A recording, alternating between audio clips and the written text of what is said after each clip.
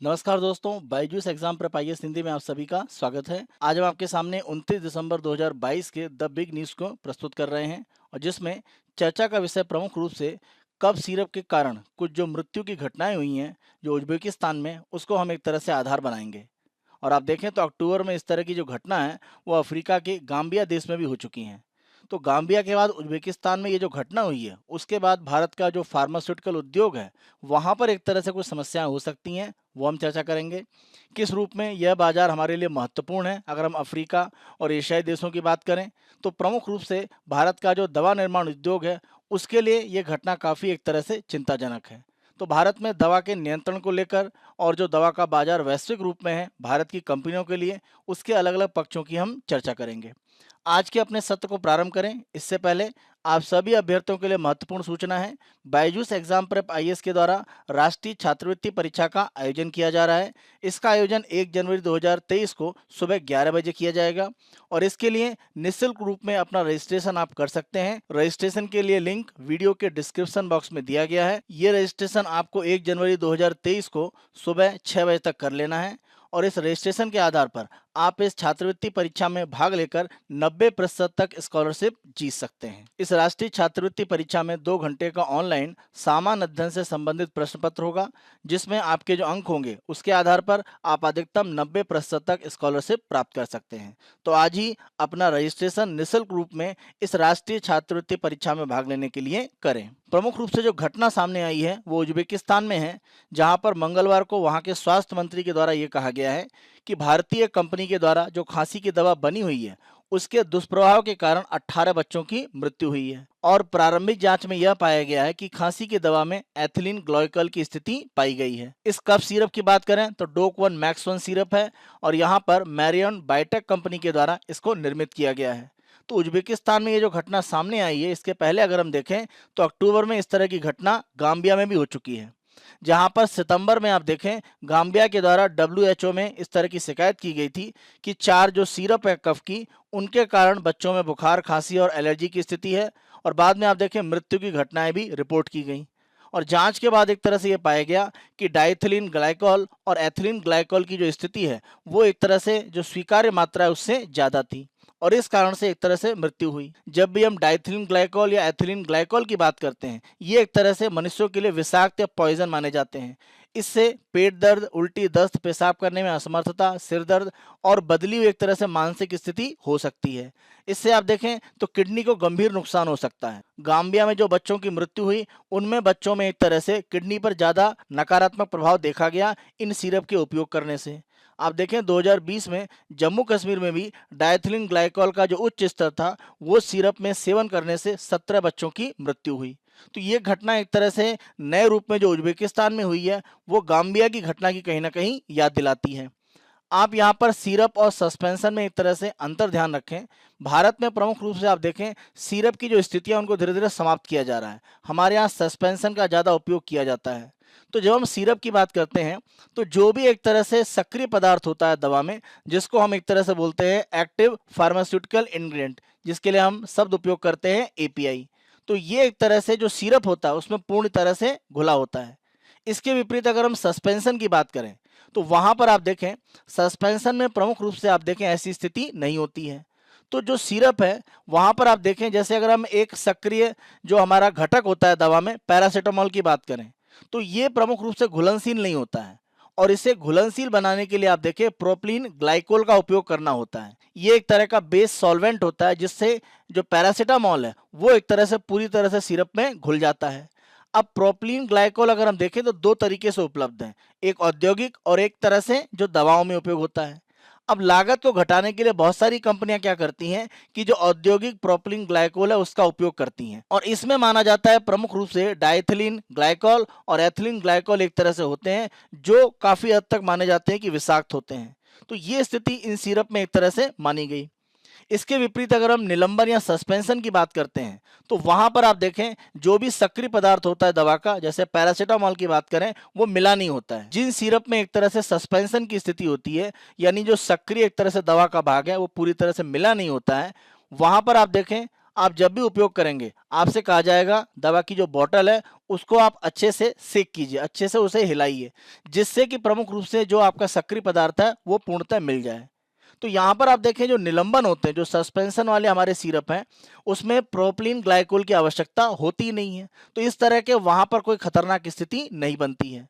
और सामान्य तौर पर आप देखें कि जो भी एक तरह से हमारे सस्पेंशन होते हैं उसमें आपका कार्बोक्सी मिथाइल सेलुलोज का उपयोग किया जाता है और ये तरल आधार एक तरह से उपयोग किया जाता है और ये संदूषक या किसी तरह से विषाक्त नहीं होता, इसमें जोखिम नहीं होता है।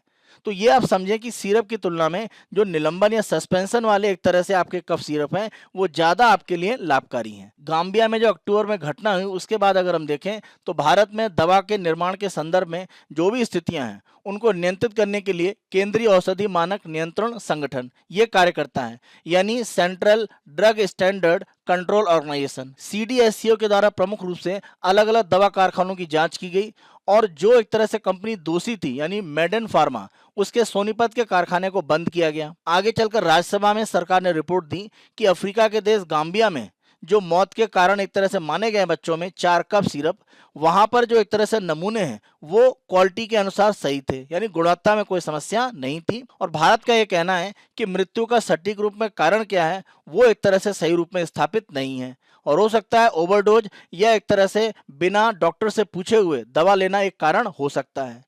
तो भारत एक तरह से जिन देशों में ये घटनाएं हुई हैं जैसे गाम्बिया की बात करें और WHO से और आंकड़े मांग रहा है, उस आधार पर यह सिद्ध हो पाएगा कि जो सिरप है कफ की उन्हीं के आधार पर ये एक तरह से मृत्यु बच्चों की हुई है। यहाँ पर आप ध्यान रखें कि जब हम बात करते हैं भारत में दवा का उत्पादन और उसमें क्वालिटी कंट्रोल को लेकर, तो एक संस्था काम करती है central drug standards control organisation. इस संगठन की अगर हम बात करें तो इसका प्रमुख होता है drug controller general of India और DCGI देश में फार्मा नियामक एक ढांचे का प्रमुख होता है।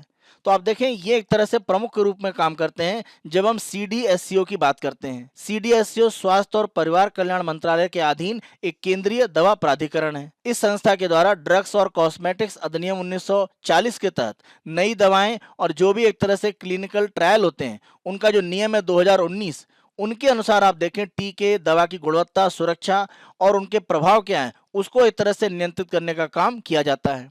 इसी संगठन के द्वारा CDSO के द्वारा ये आप ध्यान रखें नई दवाएं और उनके क्लिनिकल जो ट्रायल होते हैं उनकी मंजूरी देने के लिए ये नोडल संस्था है और कोई भी आयातित दवा है उसकी गुणवत्ता पर एक तरह से जो नियंत्रण है, जो मानक CDSCO ने बना रखे हैं वो स्थापित किए जाते हैं। आप ध्यान रखें कि ये जो घटना गाम्बिया में हुई और अब उज्बेकिस्तान में हुई है उससे भारत में जो दवा निर्माण उद्योग है उस पर एक तरह से प्रभाव पड़ सकता है, क्योंकि वैश्विक स्तर पर आप देखें जेनरिक दवाएं, जब हम जेनरिक दवाओं की बात करते हैं तो ये पेटेंट दवाओं का एक तरह से सस्ता प्रकार होते हैं। इनके प्रभाव, असर और बीमारी में एक तरह से जो भी इलाज करने की स्थितियां हैं सबसे बेहतर होती हैं पेटेंट के समान ही, कोई अंतर नहीं होता है।